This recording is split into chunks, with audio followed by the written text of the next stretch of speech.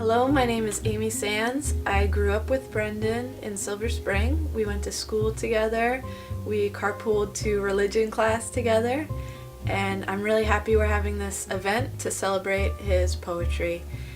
So I'm going to give some of my stories and experiences with Brendan to help illuminate some of his poems and work. Brendan and I used to carpool to CCD together, and we would talk a lot about books and writing in a very innocent, unpretentious, childlike way. We would talk about Harry Potter and the Redwall series.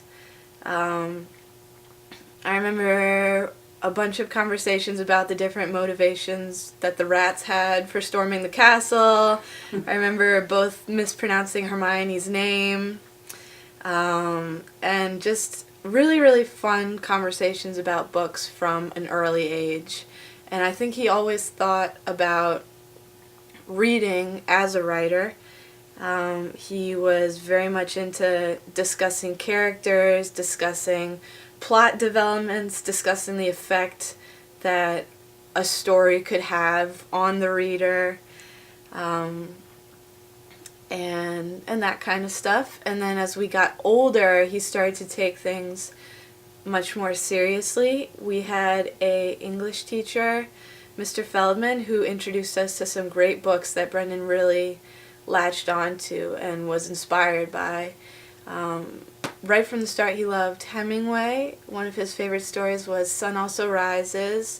We read A Farewell to Arms in class, and Brendan immediately started to imitate Hemingway, and that was the year that he started writing his own short stories, and that could lead to some really interesting clashes of time and place with some with some dialogue. Brendan would write about high school party scenes where 16-year-olds would say, "I'm feeling low as hell," which is a pretty common phrase from the 1920s and 30s.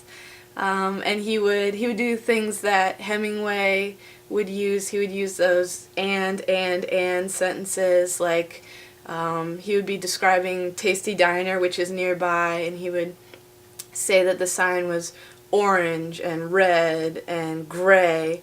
And I would say, "Brendan, maybe you could add some commas or some descriptive adjectives." And he was just like, "No, Amy, you don't get it at all, what I'm trying to do here." So I think that was a great jumping point for him as a writer. And throughout everything that he wrote, he really was inspired by the authors that came before him and was really interested in kind of taking apart what they did, analyzing it, seeing how he could use it for his own writing.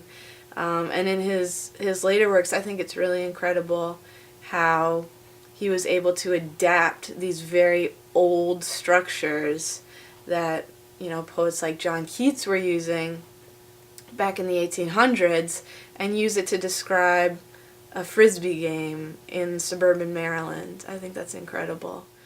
And I think one of the things that propelled him into poetry was reading T.S. Eliot. He was really impressed by T.S. Eliot, and I remember him calling me one night and saying, "Amy, you have to read Love Song of Alfred J. Prufrock." We had read The Wasteland in class, and he just loved it. He thought it was, his words were, "It's genius." That's the first time I've ever seen genius in poetry. And I loved that he was so inspired by T.S. Eliot. And you can see in Summer Becomes Absurd, is very influenced and inspired by T.S. Eliot, that kind of really heavy descriptive style with lots of allusions. So Summer Becomes Absurd was, I think, kind of his favorite poem that he wrote in that time period. And then he was diagnosed with cancer, and I think that was really kind of transformative for his writing, because he had been a writer, I think, who planned out things very thoroughly before he started writing. He was somebody who knew, the beginning, the middle, the end. He had a handle on what motifs he was going to use. If you look at his short stories like Played Out, there are so many themes that he's very conscious of and trying to reinforce, and every detail has a purpose in those stories. But I think when he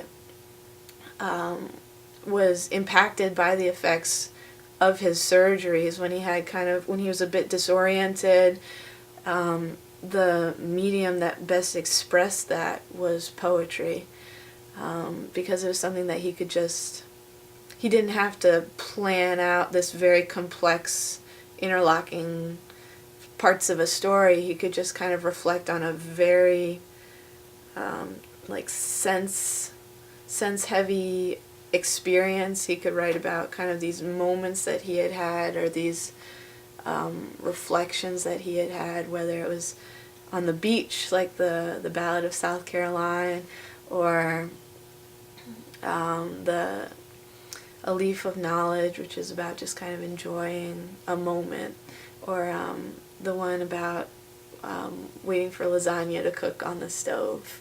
So I think poetry was the best way that he found to communicate his experience of cancer, which was understandably the most significant experience of his life, the most emotional one, and therefore created some of his most powerful writing. A Leaf of Knowledge is a poem that Brendan wrote as part of his time with the Smith Farm workshops, and I think it's a really special poem among his other poems because it has a very original structure. It's very loose and I think just very creative, especially for somebody who really enjoyed kind of emulating other people's styles. I think this is really just a pure and simple reflection on the joy of sitting outside and being in the moment with a friend.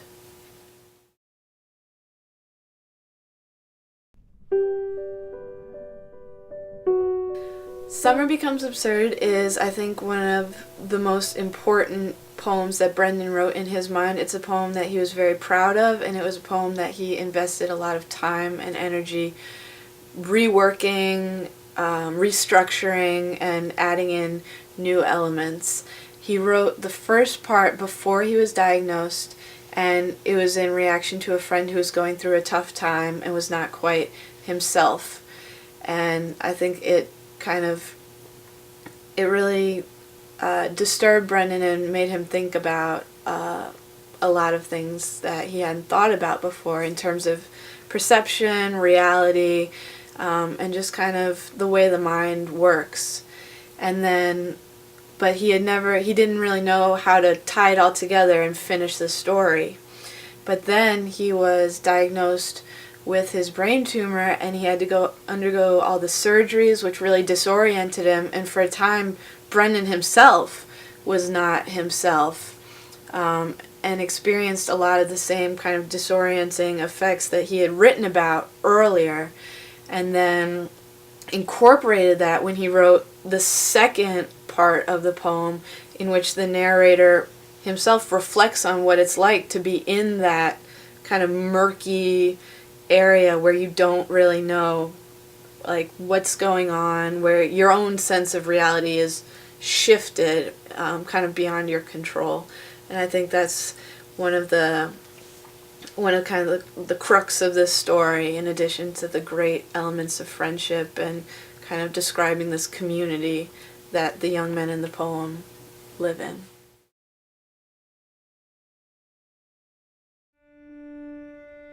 We were always very interested in each other's thoughts and opinions and the way that we translated that into writing. And then in 10th grade, he had a fictional piece he had written for our English class, and he sent it to me, and I gave him back some edits, and he liked the way that I edited it, and he liked the way that we talked about it. So for Christmas that year, he gave me a packet with some of the short stories that he had written, and I remember we had talked about him giving it to me beforehand, and I actually lied and said that I was a big poetry writer. I had written all these poems, and I would love to start exchanging work just because I wanted him to feel comfortable enough to send me things.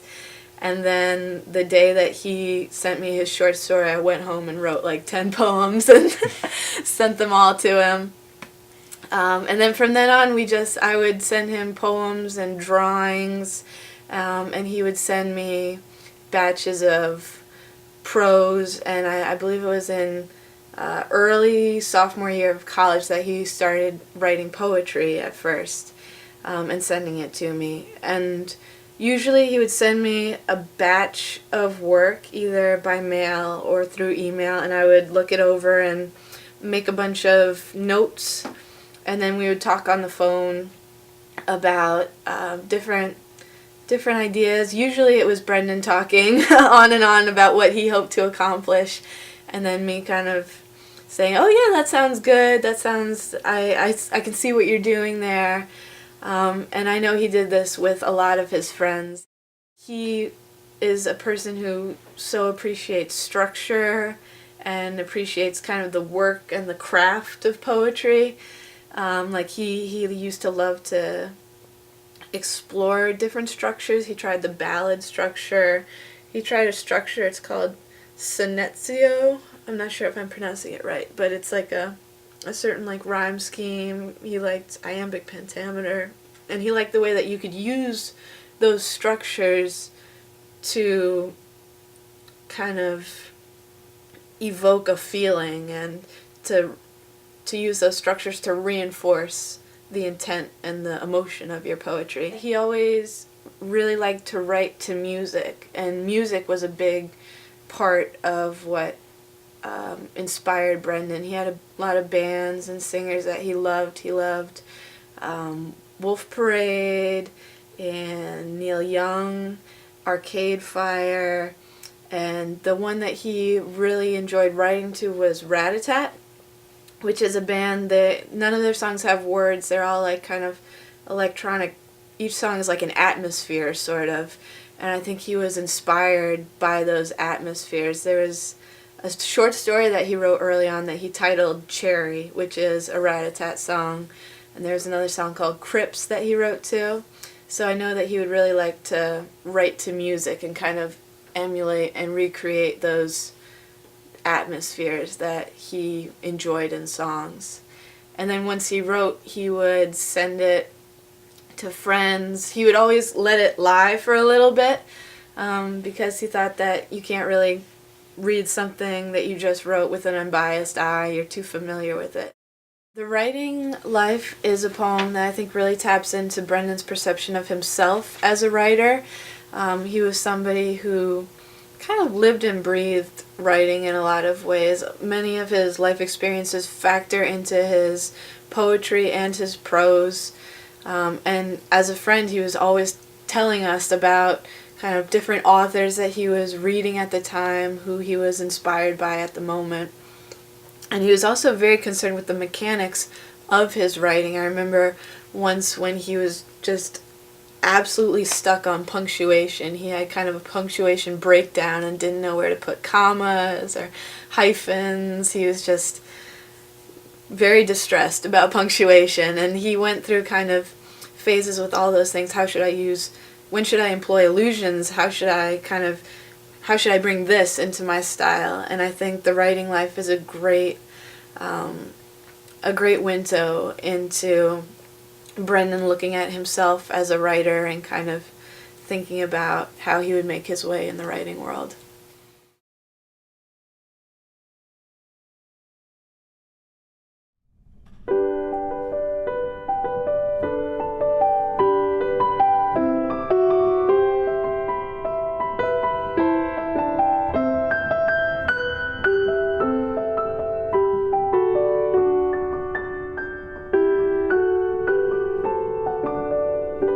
Even though the poetry that I write is very casual and humble and unassuming, I still feel very much in communication with Brendan as a poet.